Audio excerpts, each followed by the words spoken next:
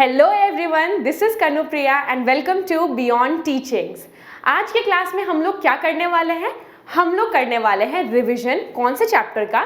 जो कि है हमारा chapter number 3 metals and non metals, class 10th का। हम लोग जानते हैं कि हम लोग डिस्कशन कर रहे हैं, हम लोग रिवीजन कर रहे हैं हमारे बोर्ड एग्जाम्स के लिए।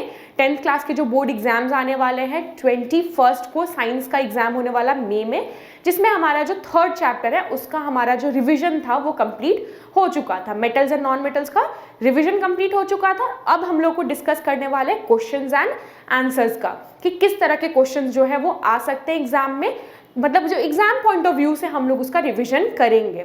मैंने कुछ क्वेश्चन जो है वो शॉर्टलिस्ट किए हैं प्रीवियस ईयर के जो क्वेश्चंस देख के, लेकिन मैंने एक चीज़ नोटिस की है कि जो मेटल्स एंड नॉन मेटल्स जो है उसमें से ज़्यादा क्वेश्चंस नहीं है।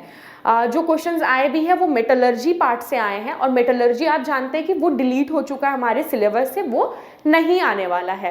बट स्टिल मैंने कुछ ऐसे क्वेश्चंस बनाए हैं जो कि आ सकते हैं मे बी, क्योंकि अगर मेटलर्जी हट चुका है मीन्स जो क्वेश्चंस है वो बाकी आपके पार्ट से आएगा, जो कि फिजिकल नेचर जो उसका था, फिजिकल प्रॉपर्टीज, एक्सेप्शंस थे, केमिकल प्रॉपर्टीज थे एंड रिएक्टिविटी सीरीज से आएंगे। एक्सेप्शन से मैंने बोला था कि मल्टीपल चॉइस क्वेश्चंस आ सकते हैं आपके एग्जाम्स में, क्योंकि ज़्यादातर क्वेश्चन जो है मल्टीपल चॉइस का आपका एक्सेप्शन से लग रहा है आने के चांसेस होंगे। तो चलिए आज के क्लास को हम लोग जल्दी से स्टार्ट करते हैं और क्वेश्चन हम लोग डिस्कस करना स्टार्ट कर देते हैं। तो देख सकते हैं आप, सबसे पहला जो क्वेश्चन है वो है which of the following pairs will give displacement reaction. बोल रहा है जो ये जो तीन आपके हैं यहाँ पे, आपके तीन यहाँ पे रिएक्शंस है, उनमें से कौन सा ऐसा है जो कि डिस्प्लेसमेंट रिएक्शन देगा। डिस्प्लेसमेंट रिएक्शन मतलब हम जानते हैं कि एक जो आपका मेटल होगा, है ना, मेटल होगा, वो एक कंपाउंड अगर है, सपोज मेटल कंपाउंड है, उसमें से ये मेटल जो है मेटल 1 मेटल 2 को क्या करेगा, डिस्प्लेस कर देगा, है ना, इसकी जगह ले लेगा और नया कंपाउंड बना देगा जो कि होगा M1C, और मेटल जो 2 था वो आपका बाहर हो जाएगा। ये होता है डिस्प्लेसमेंट रिएक्शन। हमें पता था कि डिस्प्लेसमेंट रिएक्शन का एक कंडीशन होना चाहिए, तभी वो डिस्प्लेसमेंट रिएक्शन होगा। वो कंडीशन क्या है? वो कंडीशन है कि जो आपका जो मेटल जो अलग से जो सेपरेट मेटल था, यानी जो मेटल 1 होगा, वो हमेशा मोर रिएक्टिव होना चाहिए एज कंपेयर टू आपके मेटल 2 के। ये जो मेटल 2 है वो आपका लेस रिएक्टिव होना चाहिए, मेटल 1 मोर रिएक्टिव होना, तभी वो उसके जगह से उसको डिस्प्लेस कर पाएगा। तो हम देख लेते हैं इसका जो हमारी रिएक्टिविटी सीरीज देख लेते हैं कि इनमें से कौन सी जो चीज़ है वो सबसे ज़्यादा रिएक्टिव है, या जो रिएक्टिव है जो है उसको डिस्प्लेस कर सकती है। तो देखिए, जो कॉपर मेटल है वो आपका Na से यानी सोडियम से लेस रिएक्टिव है। एल्यूमिनियम भी आपका मैग्नीशियम से लेस रिएक्टिव होता है। सिल्वर भी आपका जो आयरन से लेस रिएक्टिव होता है। लेकिन कॉपर मेटल जो है वो आपका Ag, यानी कि आपका जो Ag मतलब क्या होता है, हमारा सिल्वर है, सिल्वर से जो ज़्यादा रिएक्टिव है, इसीलिए कॉपर मेटल वो क्या करेगा, AgNO3 से Ag को डिस्प्लेस कर देगा। और ये वाला जो आपका आंसर है ऑप्शन नंबर डी जो है वो आपका मोर रिएक्टिव या डिस्प्लेसमेंट उस केस में ही हो रहा है। ठीक है, मैंने आपको बताया था कि जो आपको रिएक्टिविटी सीरीज जो है वो आपको याद रखना होगा। ये है आपकी रिएक्टिविटी सीरीज। ठीक है, आप देख सकते हैं पोटेशियम सबसे ऊपर के तरफ है, देन उसके बाद क्या है, सोडियम है, कैल्शियम है, मैग्नीशियम है, एल्यूमिनियम है, carbon, zinc, hydrogen, iron, tin, lead, copper, mercury, silver, gold. Clear? हमें पता था वो क्या था, AgNO3 था। इससे डिस्प्लेस कर रहा था कौन, हमारा कॉपर जो है। कॉपर आप देखिए कहाँ पे है, कॉपर यहाँ पे है ना। तो कॉपर हम देख सकते हैं कि ज्यादा रिएक्टिव है एज कंपेयर टू आपका जो Ag है, सिल्वर से ज्यादा रिएक्टिव है, वो ऊपर की तरफ है, मोर रिएक्टिव है। Ag लेस रिएक्टिव है, इसीलिए कॉपर क्या करेगा, Ag को उसके प्लेस से डिस्प्लेस कर देगा, यानी कि उसको रिप्लेस कर देगा उसके जगह से, और ये कॉपर CuNO3 बना देगा और Ag को जो है वो बाहर कर देगा। ये है आपका पहला जो क्वेश्चन का आंसर। फर्स्ट जो क्वेश्चन है उसका आंसर हमारा क्या है, 3rd डी जो ऑप्शन है उसका, वो उसका राइट आंसर है। सेकंड क्वेश्चन हम देखते हैं, ये है आपका, यहां से आपका स्टार्ट हो रहा है एक्सेप्शंस के क्वेश्चन, जो मल्टीपल चॉइस क्वेश्चंस है। देखते हैं, बोल रहा है which metal is present in liquid state at room temperature. बोल रहा है रूम टेम्परेचर में, यानी जो हमारे रूम के टेम्परेचर में कौन सा ऐसा मेटल है जो कि आपका क्या होगा, लिक्विड स्टेट में होगा। हम जानते हैं कि मेटल जो है यूजुअली सॉलिड स्टेट में पाया जाता है, बट ऐसा एक मेटल है जो कि लिक्विड स्टेट में पाया जाता है एट रूम टेम्परेचर। तो वो कौन सा मेटल है? ऑप्शन दिया आयरन, गोल्ड, मर्क्यूरी, जिंक। हम जानते हैं कि जो जिंक है वो आपका मोर रिएक्टिव होता, सॉरी जो जिंक, हम जानते हैं कि जो मर्क्यूरी है वो आपके रूम टेम्परेचर में, इसको कट करिएगा, इन ऑप्शंस में हम जानते हैं कि जो मर्क्यूरी है वो क्या करता है, वो आपका रूम टेम्परेचर में लिक्विड फॉर्म में होता है। आप जानते हैं थर्मोमीटर में मर्क्यूरी यूज होता है, मर्क्यूरी उसमें होता है और वो लिक्विड स्टेट में पाया जाता है। इसका आंसर होगा आपका मर्क्यूरी। ये एक्सेप्शन के क्वेश्चंस हैं। जो हमारा सेकंड क्वेश्चन, थर्ड क्वेश्चन है वो है क्या, which metal will melt if you keep them in your palm. आपके हाथ में ऑन होगा, ऐसा कौन सा मेटल है पूछ रहा है जो कि आपके हाथ में अगर आप उसको रखोगे तो वो क्या हो जाएगा, आपका मेल्ट हो जाएगा। ऐसा कौन सा मेटल है? ऑप्शन क्या है देख लेते हैं।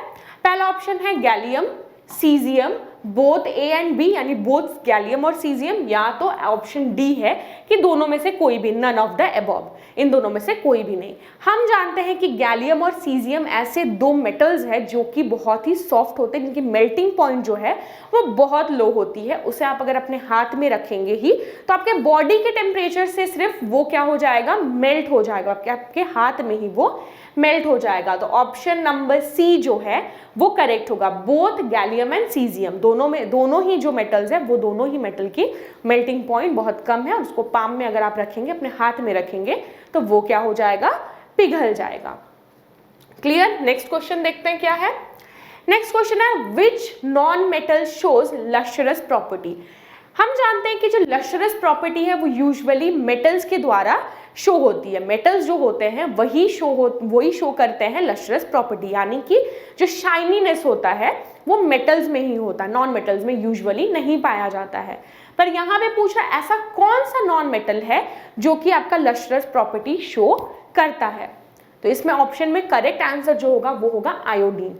आयोडीन क्रिस्टल्स जो होते हैं वो शाइनी इन नेचर होते हैं, वो हालांकि है तो नॉन मेटल, बट वो क्या होता है, शाइनी होता है। और इसमें जो दूसरे ऑप्शंस है, गोल्ड हो गया, सिल्वर हो गया, प्लैटिनम हो गया, ये तीनों ही आपकी क्या है, मेटल्स है। हम जानते हैं वो भी बहुत ही शाइनी होते हैं। गोल्ड, सिल्वर, प्लैटिनम तीनों को हम लोग यूज करते हैं ऑर्नामेंट्स बनाने के लिए, क्योंकि वो बहुत शाइनी होते हैं, लेकिन वो है क्या, हमारे मेटल्स है। इनमें से आयोडीन जो है वो नॉन मेटल है और शाइनी भी होता है।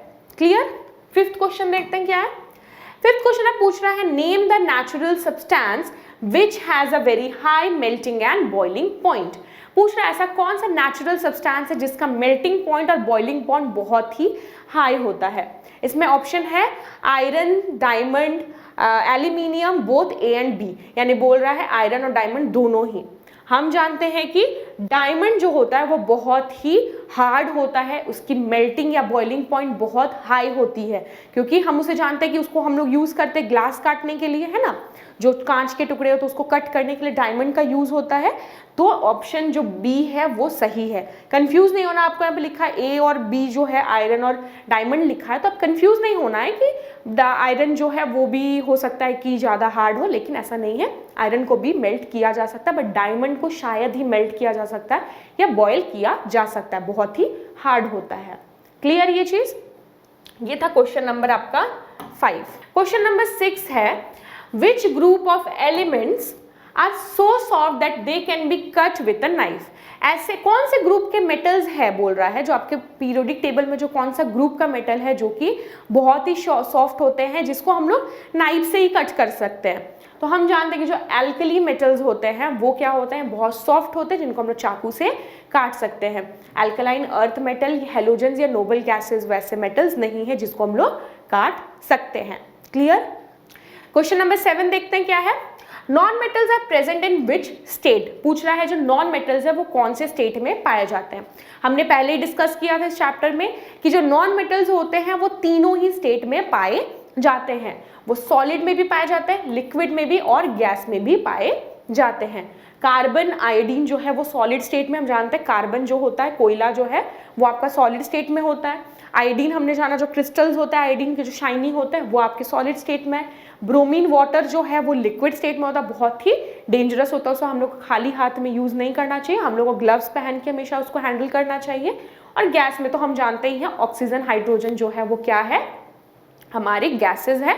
और जो हमारा इससे ये कंक्लूड होता है कि नॉन मेटल्स जो वो तीनों ही स्टेट में पाए जाते हैं। क्लियर? अब मेटल्स किस में पाए जाते हैं? मेटल्स हमेशा सॉलिड स्टेट में पाए जाते हैं एक्सेप्ट मर्क्यूरी। क्लियर है ये चीज? 7th क्वेश्चन देख लेते हैं हम लोग क्या है। 8th क्वेश्चन देख लेते हैं क्या है। बोल रहा है what do you mean by lustre. ठीक है, लश्चर से आप क्या जानते हैं? ये आगे आपके फिजिकल प्रॉपर्टीज, यहां से आपके फिजिकल प्रॉपर्टीज के क्वेश्चंस हैं। फिजिकल प्रॉपर्टीज में हमने पढ़ा था कि क्या क्या फिजिकल प्रॉपर्टीज है, हमने डिस्कस किया था फिजिकल प्रॉपर्टीज। सबसे पहला प्रॉपर्टी क्या था? स्टेट था, देन हमारा था लश्चर था, सोनोरस था, मेलिबिलिटी थी, फिर आपका डक्टिलिटी, देन कंडक्टिविटी। ठीक है, तो यहाँ पे सबसे पहला क्वेश्चन है लश्चर से हम लोग क्या जानते हैं? तो हम जानते हैं कि property of metal to shine, metal की ऐसी प्रॉपर्टी जिससे कि मेटल जो है शाइन करते हैं, उस प्रॉपर्टी को हमारा लश्चर बोलते हैं। मेलिबिलिटी क्या होता है? The property of metal to form a thin sheet, है ना, जो मेटल्स होते हैं वो थिन शीट में कन्वर्ट हो जाते हैं, उसे हम लोग मेलिबिलिटी बोलते हैं। हम हैमर से जब मेटल्स को मारेंगे तो वो क्या होगा? थिन शीट में कन्वर्ट हो जाएंगे। Then what is ductility? The property of metal to stretch into wire, है ना, वायर में जो स्ट्रेच हो जाता है, एक अगर मेटल को हम लोग स्ट्रेच करेंगे प्रेशर देके तो वो क्या हो जाएगा? लंबा आपका वायर में कन्वर्ट हो जाएगा। Then 1 gram of gold can be stretch into how many kilometres of आपका वायर। हम जानते, मैंने बताया था जब आप लोग इस चीज के बारे में हम लोग डिस्कस कर रहे थे कि 1 ग्राम सोना यानी 1 ग्राम गोल्ड आप लेंगे, उसको अगर स्ट्रेच करेंगे तो वो 2 किलोमीटर वायर में वो कन्वर्ट हो सकता है। सोचिए वो कितना ज्यादा स्ट्रेच हो सकता, तो 2 किलोमीटर वायर में वो स्ट्रेच हो जाएगा। क्लियर है ये चीज? आपके ये थे आपके जितने फिजिकल प्रॉपर्टीज से क्वेश्चन। और लास्ट वाला क्वेश्चन हम लोग देखते हैं क्या है। बोल रहा है व्हाई वी यूज वुडन और plastic handle in metal utensils. ठीक है, मेटल यूटेंसिल्स आपके घर में यूज होते हैं खाना बनाने के लिए, जो भी यूटेंसिल्स, जो भी बर्तन यूज होते हैं वो हमेशा मेटल के होते हैं, या तो एल्यूमिनियम के होंगे या फिर आपके आयरन के होंगे, है ना, डिफरेंट मेटल्स के वो बने हुए होते हैं। लेकिन आपने एक चीज नोटिस की होगी, उनके जो हैंडल्स होते हैं वो हमेशा प्लास्टिक के या वुडन के होते हैं। तो पूछ रहा है कि ऐसा क्यों होता है। ठीक है, तो इसका आंसर है, आप देख लीजिए, मैं यहाँ पे बताती हूँ। जो आपका एक अगर ये बर्तन है, इसका हैंडल जो है वो आपका, ये आपका किसका है? प्लास्टिक का है, और ये आपका जो है मेटल का बना हुआ है। तो हम जानते हैं कि अगर मेटल का बना हुआ है, जैसे हम लोग यहाँ पे फ्लेम देंगे तो ये क्या हो जाएगा? हीट हो जाएगा। Metals are good conductor of heat and electricity. Metals जो है गुड कंडक्टर है, वहां पे अगर यहाँ से आप अगर हीट देंगे, यहाँ से आपने अगर हीट दिया उसको, तो ये क्या हो जाएगा? गर्म हो जाएगा, यहाँ से हीट पूरे में फैल जाएगा। लेकिन अगर हम इसे चाहेंगे उतारना, स्टोव से, गैस स्टोव से उतारना चाहेंगे, अगर ये मेटल का होगा तो कैसे हम उतार पाएंगे? अब हमारा हाथ जल जाएगा। इसीलिए जो हैंडल्स होते हैं वो हमेशा प्लास्टिक या वुड के बने हुए होते हैं, क्योंकि हम जानते हैं प्लास्टिक और वुड जो है वो क्या होता है? नॉन मेटल्स होते हैं, और नॉन मेटल जो है नॉन कंडक्टर ऑफ इलेक्ट्रिसिटी और हीट है ना, इंसुलेटर्स हैं। तो उसको हम लोग इसीलिए हम लोग प्लास्टिक या वुड का बनाते हैं, ताकि उसको छुए, उसको उतारने के टाइम या जो बर्तन को हैंडल करने के टाइम हम लोगों को गर्म ना लगे, हमारा हाथ ना जले। इसीलिए हम लोग जो हैंडल होता है वो प्लास्टिक और वुड का होता है, और यूटेंसिल्स जो होते हैं वो मेटल के होते हैं। क्लियर? यही चीज है आपका क्वेश्चन नंबर 12 में। क्वेश्चन नंबर 13 देखिए, यहाँ से आपके जो क्वेश्चंस, जितने भी क्वेश्चंस हैं वो आपके केमिकल प्रॉपर्टीज से आ जाएंगे। ठीक है, केमिकल प्रॉपर्टीज के क्वेश्चंस है। क्या है पहला क्वेश्चन देखिए, what happen when a metal reacts with water. बोल रहा है कि वाटर के साथ अगर जब मेटल को अगर हम लोग रिएक्ट कराएंगे, किसी मेटल को वाटर के साथ रिएक्ट कराएंगे तो क्या मिलेगा या क्या फॉर्म होगा। देखिए सबसे पहले बोल रहा है कि metal reacts with water and produce a metal oxide. Metal जो है वाटर के साथ रिएक्ट करके मेटल ऑक्साइड बनाता है और हाइड्रोजन गैस फॉर्म करता है, और देन यही जो मेटल ऑक्साइड है आपका फिर फर्दर वाटर के साथ, वाटर में है तो वो फिर से उसके साथ रिएक्ट करेगा और मेटल हाइड्रोक्साइड बनाएगा। एग्जाम्पल देखिए, इसमें तीन चीज़ें, तीन कंडीशंस आएगी। पहला है हॉट वाटर के साथ, कोल्ड वाटर के साथ और स्टीम के साथ, तीन चीज़ों के साथ वो रिएक्ट करता है। अलग अलग मेटल्स जो है वो अलग अलग जो वाटर के फॉर्म के साथ वो रिएक्ट करते हैं। जैसे कि है मेटल जो आपका जो मैग्नीशियम है वो हमेशा हॉट वाटर के साथ रिएक्ट करते हैं, है ना। हॉट वाटर के साथ रिएक्ट होगा, वाटर के साथ रिएक्ट करके मैग्नीशियम हाइड्रोक्साइड बनाया और हाइड्रोजन गैस बनाया। देन जो है metal like potassium and sodium reacts with cold water. जो पोटेशियम और सोडियम जो है वो आपके हॉट वाटर के साथ नहीं रिएक्ट करते, वो रिएक्ट करते हैं कोल्ड वाटर के साथ। The reaction is violent and exothermic. ये जो रिएक्शन है बहुत ही वॉयलेंट होता है, एक्सोथर्मिक यानी कि उसमें से बहुत ज़्यादा हीट आता है और वो क्या होता है आपका वॉयलेंट होता है। इतना वॉयलेंट है कि तुरंत ही उसमें आग पकड़ लेता है, catches fire, it catches fire, ठीक है। बहुत ही एक्सोथर्मिक वॉयलेंट है। देखिए पोटेशियम हाइड्रोजन के साथ मिलके पोटेशियम हाइड्रोक्साइड बना रहा है, वैसे ही सोडियम वाटर के साथ मिलके सोडियम हाइड्रोक्साइड बना रहा है। और जो लास्ट में आप देख सकते हैं calcium reacts with water but the reaction is not violent. Calcium भी आपका जो है वाटर यानी कि जो आपका कोल्ड वाटर के साथ रिएक्ट करेगा, लेकिन ये जो रिएक्शन है उतना वॉयलेंट नहीं है, यहाँ पे आग नहीं लगेगा, ये नॉर्मल सा रिएक्शन है। कैल्शियम आपका वाटर के साथ रिएक्ट करके क्या बना रहा है, कैल्शियम हाइड्रोक्साइड बनाएगा और हाइड्रोजन गैस बनाएगा। इन शॉर्ट जो मेटल्स हैं वाटर के साथ रिएक्ट करके उसके रिस्पेक्टिव जो है हाइड्रोक्साइड फॉर्म करते हैं और हाइड्रोजन गैस भी फॉर्म करते हैं। क्लियर? आगे देखते हैं। लास्ट जो है आपका इसमें देख सकते हैं आप, इसमें लिखा है कि metals like aluminium, iron and zinc react neither with cold water nor with hot water. यानी कि एल्यूमिनियम, आयरन या जिंक जो मेटल्स है ये आपके हॉट वाटर के साथ भी रिएक्ट नहीं करते, कोल्ड वाटर के साथ भी रिएक्ट नहीं करते। तो ये रिएक्ट किसके साथ करते हैं, ये रिएक्ट करते हैं आपका स्टीम के साथ, ठीक है। जो वाटर के जो स्टीम होता है, जो उसका भाप है, उसके साथ वो रिएक्ट करता है। रिएक्ट करके वो क्या बनाता है, रेस्पेक्टिव ऑक्साइड्स बनाता है। यहाँ पे हाइड्रोक्साइड्स क्यों नहीं बना रहा है, क्योंकि हम जानते हैं पहले वाटर के साथ रिएक्ट किया, ऑक्साइड बनाया, फिर से वाटर के साथ रिएक्ट करके हाइड्रोक्साइड बनाता है। लेकिन यहाँ तो ये जो मेटल है उसको हमने वाटर में डिप नहीं किया है ना, ये तो स्टीम से बस रिएक्ट कर रहा है, इसीलिए ये सिर्फ हाइड्रोक्साइड फॉर्म करता है। फर्दर ये आपका ऑक्सीडाइज नहीं होता, फर्दर ये जो आपका आगे और रिएक्शन जो है वो प्रोसीड नहीं करता, हाइड्रोक्साइड नहीं फॉर्म हो पाता है। देखिए एल्यूमिनियम है, वाटर के साथ रिएक्ट करके एल्यूमिनियम हाइड्रोक्साइड्स बना रहा है। आयरन ये बना रहा है आपका फेरस ऑक्साइड, और ये जिंक है वाटर के साथ रिएक्ट करके जिंक ऑक्साइड बना रहा है, ठीक है। तो ये जो स्टीम के साथ रिएक्ट कौन कौन कर रहा है, एल्यूमिनियम, जिंक और आयरन, ये तीनों जो है वो सिर्फ ऑक्साइड फॉर्म करेंगे, हाइड्रोक्साइड फॉर्म नहीं करेंगे। क्लियर है ये चीज? आगे का क्वेश्चंस देखते हैं हम लोग क्या है। So the next question is what happen when a metal is react with air.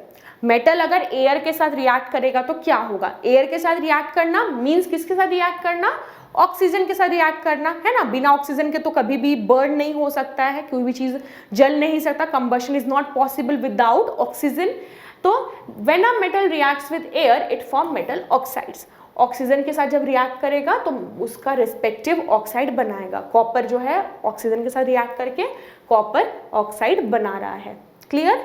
15th question है what happen when a metal react with N acid. बोल रहा है कि जब मेटल, कोई अगर मेटल जो है वो एसिड के साथ रिएक्ट करेगा तो क्या फॉर्म होगा, क्या बनेगा। बोल रहा है metal reacts with acid to give a salt and hydrogen gas. जब मेटल किसी एसिड के साथ रिएक्ट करेगा तो वो क्या बनाएगा, आपका एक सॉल्ट फॉर्म करेगा और वो हाइड्रोजन गैस फॉर्म करेगा। क्लियर? ये आपका एक मेटल है सोडियम मेटल, ये आपका HCl एसिड के साथ, हाइड्रोक्लोरिक एसिड के साथ रिएक्ट किया और NaCl बनाएगा। NaCl क्या है हमारा, कॉमन सॉल्ट, एक सॉल्ट का फॉर्मेशन करेगा और हाइड्रोजन गैस का फॉर्मेशन करेगा। सेकेंड है मैग्नीशियम, हाइड्रोक्लोरिक एसिड के साथ फिर से रिएक्ट करेगा और मैग्नीशियम क्लोराइड बनाएगा। ये भी एक क्या है, सॉल्ट है, ठीक है, सिर्फ सॉल्ट है, कॉमन सॉल्ट नहीं है, सॉल्ट है और हाइड्रोजन गैस फॉर्म कर रहा है। ठीक है, ये आपके एक और क्वेश्चन हो गया, इस तरह का क्वेश्चन आ सकता है। नेक्स्ट क्वेश्चन क्या है देखते हैं, क्वेश्चन नंबर 16। क्वेश्चन नंबर 16 बोल रहा है what happen when a metal a, बोल रहा है मेटल ए है, रिएक्ट कर रहा है किसके साथ, मेटल बी के सॉल्ट के साथ, है ना। मेटल ए मेटल बी के सॉल्ट के साथ रिएक्ट कर रहा है। इसको इससे देखिए, जब मेटल ए मेटल बी के सॉल्ट के साथ रिएक्ट करेगा तो क्या होगा, जो मेटल ए है वो आपका मेटल बी का जगह ले लेगा। ठीक है, यहाँ पे देखिए क्या बना रहा है, मेटल ए इसका जगह ले गया और यहाँ पे क्या बना है, सॉल्ट ऑफ मेटल ए बन गया, है ना। सॉल्ट ऑफ मेटल बी था, सॉल्ट ऑफ मेटल ए बन गया और मेटल बी जो बेचारा था वो क्या हो गया, बेचारा बाहर हो गया। लेकिन ये कंडीशन तभी फुलफिल होगा, तभी सेटिस्फाई करेगा जब ये जो मेटल ए है ये ज्यादा रिएक्टिव होगा मेटल बी के, यानी जो मेटल ए है मोर रिएक्टिव होना चाहिए, है ना, मोर रिएक्टिव होना चाहिए मेटल बी के। क्लियर, मेटल ए ज्यादा रिएक्टिव है तभी वो मेटल बी को उसके जगह से रिप्लेस कर सकता है, डिस्प्लेस कर सकता है, वरना वो उसको डिस्प्लेस नहीं कर सकता है। ठीक है, डिस्प्लेसमेंट रिएक्शन का यही तो आपका कंडीशन होता है ना, तो ये आपको डिस्प्लेस नहीं कर सकता अगर वो मेटल जो मेटल ए है वो अगर लेस रिएक्टिव होगा। एग्जाम्पल देखते हैं, जिंक जो है वो आपका क्या है, ये कॉपर सल्फेट के साथ रिएक्ट करेगा और जिंक हम जानते हैं कॉपर से ज्यादा रिएक्टिव है, इसीलिए ये जिंक सल्फेट बनाएगा और जो बेचारा कॉपर था वो आपका बाहर आ गया। क्लियर, अगर ये कॉपर के जगह में, अगर ये जिंक के जगह अगर कोई ऐसा मेटल होता जो कॉपर से नीचे होता, है ना, अगर सपोज आप सोच लीजिए इसके जगह पे अगर जिंक के जगह में Ag यानी सिल्वर अगर उसके साथ रिएक्ट करता, तो हम जानते हैं सिल्वर जो है वो आपका लेस रिएक्टिव है, Ag जो है वो लेस रिएक्टिव है एज कंपेयर टू Cu, तो वो उसको डिस्प्लेस नहीं कर पाता, वैसा ही कंपाउंड वैसा का वैसा रह जाता, कोई डिस्प्लेसमेंट रिएक्शन नहीं होता, मोर रिएक्टिव था इसीलिए वो उसको डिस्प्लेस कर पाया। क्लियर है, ये सारे आपके क्वेश्चंस थे। नेक्स्ट जो हमारा क्लास था, ये क्वेश्चंस जो है ये मैंने खुद बनाए थे। ठीक है, मैंने आपके चैप्टर जो मैंने जो पढ़ाया था उस नोट्स के हिसाब से मैंने इसको बनाया था, बट इसके जो नेक्स्ट क्लास हमारा रहेगा उसमें हम लोग डिस्कस करेंगे कि कैसे क्वेश्चन जो है वो प्रीवियस ईयर में आ चुके हैं, वो क्वेश्चन हम लोग डिस्कस कर लेंगे। तो पिछले बार तो क्या हुआ था कि मेटलर्जी चैप्टर्स आ रहे थे, इसीलिए जो क्वेश्चन थे ज़्यादातर मेटलर्जी से आ रहे थे, तो इस बार वो नहीं है, तो मे बी ये सारे क्वेश्चन उसमें आ सकते हैं। तो अगर ये जो आपके हैं आपको इसका रिटन फॉर्मेट में आपको चाहिए, पीडीएफ इसका चाहिए, तो हमारे वेबसाइट पे जाके आप इसको पीडीएफ जो है वो डाउनलोड कर सकते हैं, जो वेबसाइट का लिंक है वो डिस्क्रिप्शन में होगा। अगर वीडियो अच्छा लगा तो लाइक कर दीजिएगा, चैनल को सब्सक्राइब कर दीजिए ऐसे ही यूजफुल वीडियोज़ के लिए। अगले क्लास में मिलते हैं, तब तक के लिए टेक केयर, गुड बाय।